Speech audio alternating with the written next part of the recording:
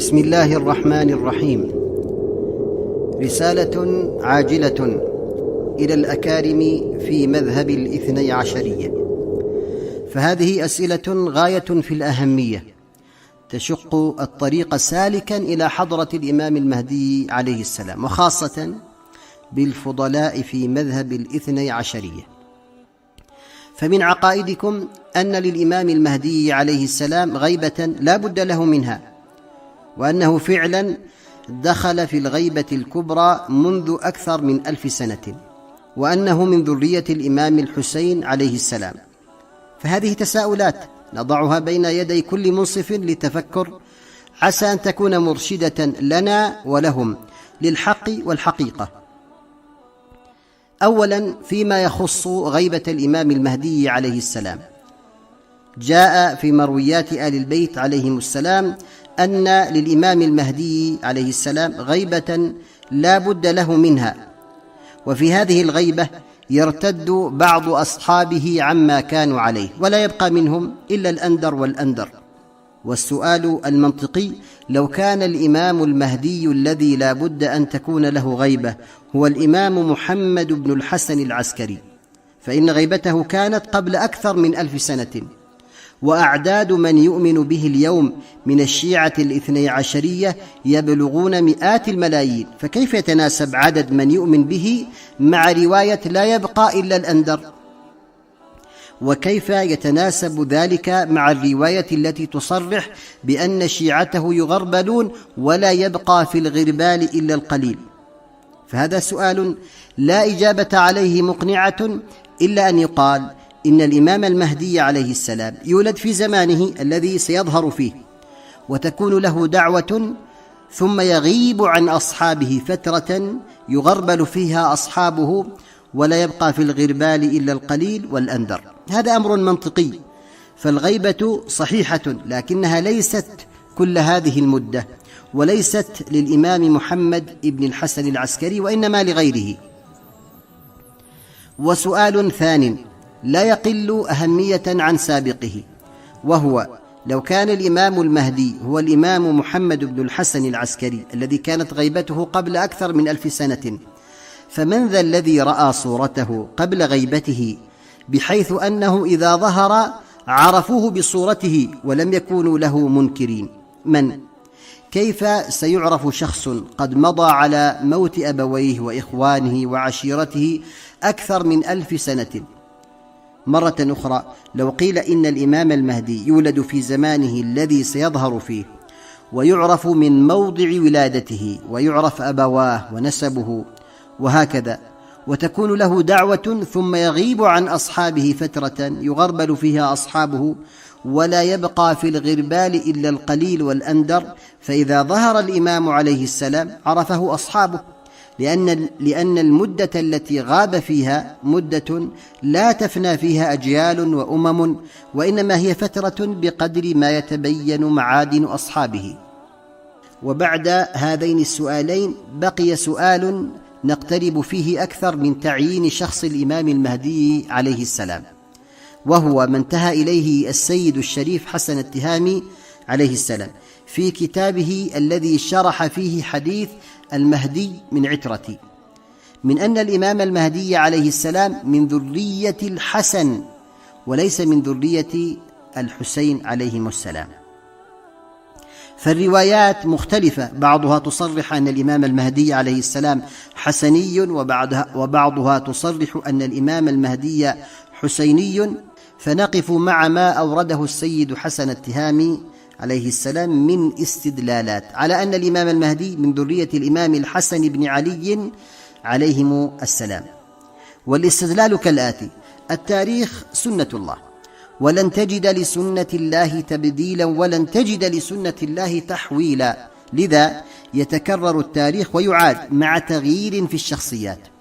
وبإجراء معادلة حسابية تاريخية يتبين أن الإمام المهدي عليه السلام من نسل سيدنا الحسن بن علي عليهم السلام. والمعادلة كالآتي: وهب الله لسيدنا إبراهيم عليه السلام إسماعيل وإسحاق عليهما السلام. الحمد لله الذي وهب لي على الكبر إسماعيل وإسحاق إن ربي لسميع الدعاء. إسماعيل الابن الأكبر، وإسحاق الابن الأصغر. وجعل الله النبوة والكتاب في ذرية سيدنا إبراهيم عليه السلام، كما قال تعالى: ووهبنا له إسحاق ويعقوب وجعلنا في ذريته النبوة والكتاب. وقال تعالى: ولقد أرسلنا نوحا وإبراهيم وجعلنا في ذريتهما النبوة والكتاب. إسحاق أصغر سنا من إسماعيل، وفي ذرية إسحاق جعل الأنبياء، فإسحاق من ذريته يعقوب ويوسف وموسى وهارون وأيوب ويونس وداود وسليمان وزكريا ويحيى وعيسى على نبينا وعليهم الصلاة والسلام، كلهم من ذرية إسحاق الابن الأصغر لسيدنا إبراهيم عليهم السلام. وفي المقابل جعل الله في ذرية الابن الأكبر إسماعيل بن إبراهيم، جعل في ذريته خاتم الأنبياء سيدنا محمدا صلى الله عليه وآله وسلم. وكما وقع هذا الترتيب في خليل الله إبراهيم عليه السلام، يقع في خليل الله سيدنا محمد صلى الله عليه وآله وسلم. أولا، جعل الله النبوة في ذرية سيدنا إبراهيم عليه السلام، وكذلك جعل الله الإمامة في ذرية سيدنا محمد صلى الله عليه وآله وسلم. فالنبوة هناك تقابلها الإمامة هنا، لأن النبي صلى الله عليه وآله وسلم خاتم النبيين، ليس بعده نبي، إنما أئمة. ثانيا، جعل الله الأنبياء من ذرية إسحاق، وهو الأصغر سنا من إسماعيل، فكذلك جعل الله الأئمة من ذرية الإمام الحسين، وهو أصغر سنا من الإمام الحسن، حيث جعل في ذرية الإمام الحسين الأئمة: زين العابدين والباقر والصادق والكاظم والرضا والجواد والهادي والحسن العسكري.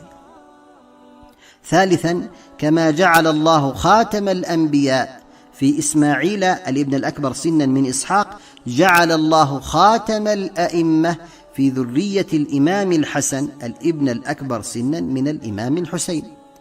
رابعا، من أوجه التشابه أن إسماعيل الابن الأكبر لإبراهيم وصف وشهر بالحلم، قال تعالى: فبشرناه بغلام حليم. وكذلك الإمام الحسن وصف بالحلم، ولا أدل على ذلك من صلحه مع معاوية.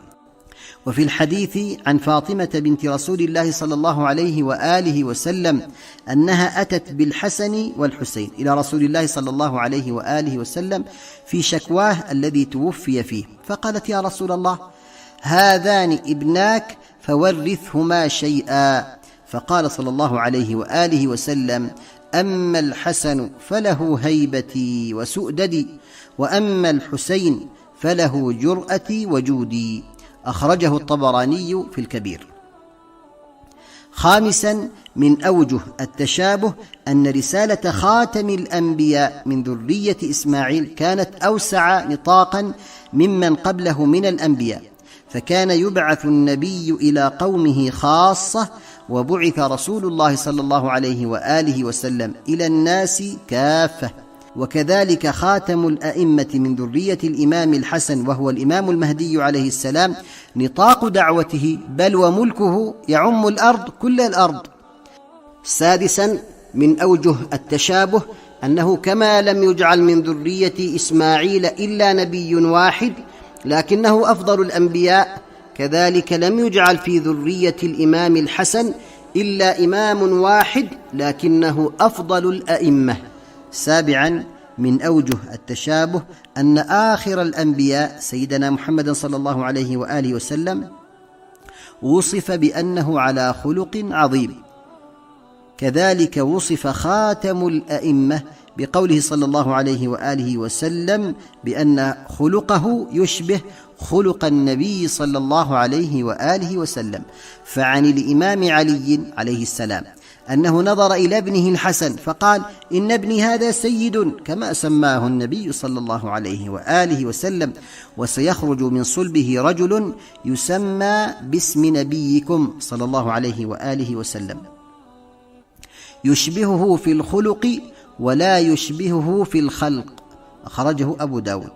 والسؤال لكل منصف: هل التقت كل هذه المعطيات مصادفة، أم أن الإمام المهدي من ذرية سيدنا الحسن بن علي عليهم السلام؟ هل من المصادفة أن يكون لسيدنا محمد صلى الله عليه وآله وسلم فقط ابنان من ولد فاطمة، كما أن لسيدنا إبراهيم عليه السلام ابنان؟ هل من المصادفة أن يكون الأنبياء من ذرية الابن الأصغر سنا من إسحاق، ويكون الأئمة من الابن الأصغر سنا وهو الإمام الحسين عليه السلام؟ هل من المصادفة أن يوصف سيدنا إسماعيل الابن الأكبر لإبراهيم بالحلم، ويوصف الإمام الحسن الابن الأكبر سنا يوصف بالحلم أيضا؟ هل من المصادفة أن يوصف خاتم الأنبياء بأنه على خلق عظيم، ويوصف خاتم الأئمة بأن خلقه يشبه خلق خاتم الأنبياء صلى الله عليه وآله وسلم؟ أليس من التسلسل المنطقي أن يكون خاتم الأئمة من سلالة الإمام الحسن الابن الأكبر؟ أليست هذه معادلة واضحة وبينة؟ وفي الأخير إن اليهود وطنوا أنفسهم أن خاتم الأنبياء من ولد إسحاق، فلما جاء من ولد إسماعيل عليهما السلام صعب وشق عليهم التسليم بذلك. وإن توطين الاثني عشرية أنفسهم على أن الإمام المهدي عليه السلام من ذرية الإمام الحسين يصعب معه أن يسلموا له لو جاء من ذرية الإمام الحسن عليهم السلام. وهذه دلائل قوية وإيرادات جدية النظر فيها من الآن أيسر من النظر فيها بعد ظهور القائم عليه السلام. قل إنما أعظكم بواحدة أن تقوموا لله مثنى وفرادا ثم تتفكروا. والرجوع إلى الحق فريضة وفضيلة، والحق أحق أن يتبع، ومن يغالب الله يغلب، لأن الله غالب على أمره ولكن أكثر الناس لا يعلمون. اللهم كن لوليك الحجة بن الحسن الزكي المجتبى صلواتك عليه وعلى آبائه في هذه الساعة وفي كل ساعة وليا وحافظا وقائدا وناصرا ودليلا وعينا، حتى تسكنه أرضك طوعا وتمتعه فيها طويلا برحمتك يا أرحم الراحمين.